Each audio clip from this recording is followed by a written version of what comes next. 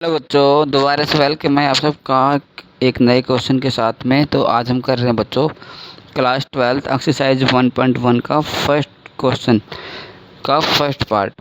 इससे पहले मैंने आप सबको बताया था कि रिलेशन क्या होता है, reflexive, symmetric and transitive relation क्या होते हैं। तो चलिए अब आगे बढ़ते हैं बच्चों। इसमें हमें क्या करना है कि एक हमारे पास सेट दे रखा है बच्चों। सेट के अंदर 1 से लेकर 14 तक एलिमेंट्स है और एक रिलेशन दे रखा है जिसके अंदर क्या कंडीशन दे रखी है बच्चों, x, y such that 3x minus Y equal to 0। अब बच्चों हमें ये पता लगाना है कि क्या ये रिफ्लेक्सिव बनेगा, सिमेट्रिक बनेगा या फिर ट्रांजिटिव बनेगा।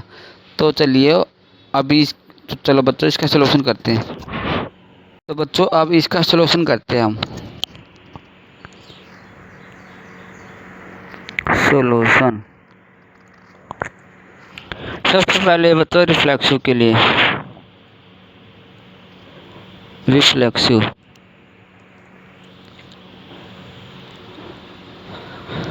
अब बच्चों रिफ्लेक्सिव दिखाने के लिए हमारे पास एक रिलेशन तो होना चाहिए। ठीक है बच्चों, तो चलो रिलेशन बनाते हैं। रिलेशन की कंडीशन हमारे पास सीधे रखी बच्चों, यहाँ से 3x minus Y equal to 0। तो इसको लेकर चलते हैं। देखो 3x minus Y equal to 0, यहाँ से बच्चों 3x इक्वल टू क्या हो जाएगा, y हो जाएगा। अगर हम पुट करते हैं x को 1 तो y कितना मिलेगा, 3x 2 y 6 x 3 y 9 x 4 y 12 x 5 y 15। लेकिन बच्चों एक बात का ध्यान रखना है। अब देखो जो हमारे पास सेट था उसमें 14 एलिमेंट है, 14 तक एलिमेंट है, तो हम उससे ज़्यादा वाला नहीं ले सकते, मतलब x5 y15 नहीं लेंगे। तो चलो बच्चों अब हम यहाँ से रिलेशन बनाते हैं। एक सेट बना दिया मैंने, सॉरी एक रिलेशन बना दिया मैंने। और पहले हमने x का 1 लिया, y कितना था हमारे पास, देखो जब x का 1 लोगे तो y हमारे पास 3 आया, x2 y 6 x3 y 9 x4 y 12। अब ये आए बच्चे हमारे पास रिलेशन के अंदर एलिमेंट। अब यहाँ पे आपको चेक करना है कि रिफ्लेक्सिव, सिमेट्रिक और ट्रांजिटिव है। अब आपको ये तो पता है कि रिफ्लेक्सिव के लिए क्या कंडीशन होती है। रिफ्लेक्सिव बच्चों आप सबको पता है कि वहाँ पे a बिलोंग टू होना चाहिए R के अंदर। और ये जो a होते हैं बच्चे, ये क्या होते हैं, ये एलिमेंट होते हैं जो हम सेट में से लेते हैं। अब देखो सेट हमारे पास 1 से लेके 14 तक एलिमेंट है सेट के अंदर। अगर आप यहाँ से 1 उठाओगे तो 1,1 इसके अंदर होना चाहिए, 2 उठाओगे तो 2,2 होना चाहिए। लेकिन यहाँ तो कुछ भी नहीं है, तो यहाँ से हमें पता लगता है कि ये रिफ्लेक्सिव नहीं है। तो आप कैसे लिखोगे इसको,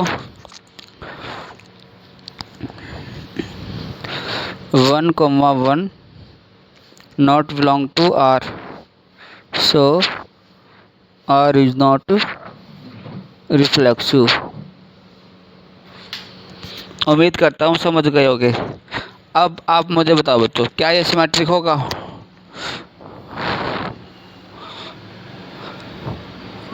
बच्चों अब आगे बढ़ते हैं हम सिमेट्रिक पे। देखो हमारे पास जो रिलेशन आया था बच्चों उसमें कितने एलिमेंट थे, हमने पेयर बनाए थे 1 3 का, 2 6 का, 3 9 का एंड 4 12 का। ये हमारे पास बन के आ गए थे। अब हमें सिमेट्रिक बताना है, ये सिमेट्रिक बनेगा या फिर नहीं बनेगा।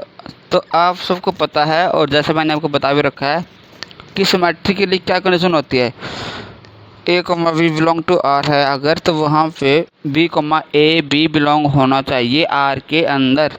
मतलब क्या है इसका बच्चों कि अगर हमने रिलेशन में से 2 एलिमेंट उठा लिए कोई भी, तो उसका उल्टा भी रिलेशन के अंदर होना चाहिए। अब आप चेक करो, अगर यहाँ से आप 1 3 लेते हो बच्चों, क्या इसका उल्टा है, यहाँ पे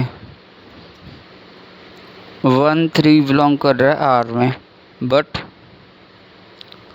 3 1 बिलोंग नहीं कर आर में, so R is not a trick.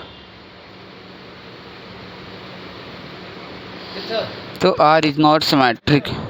ठीक है बच्चों, 1 3 बिलोंग कर रहा है आर में,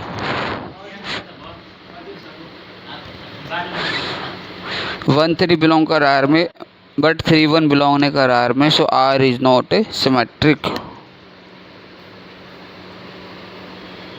बच्चों अब आते हैं हम ट्रांजिटिव पे।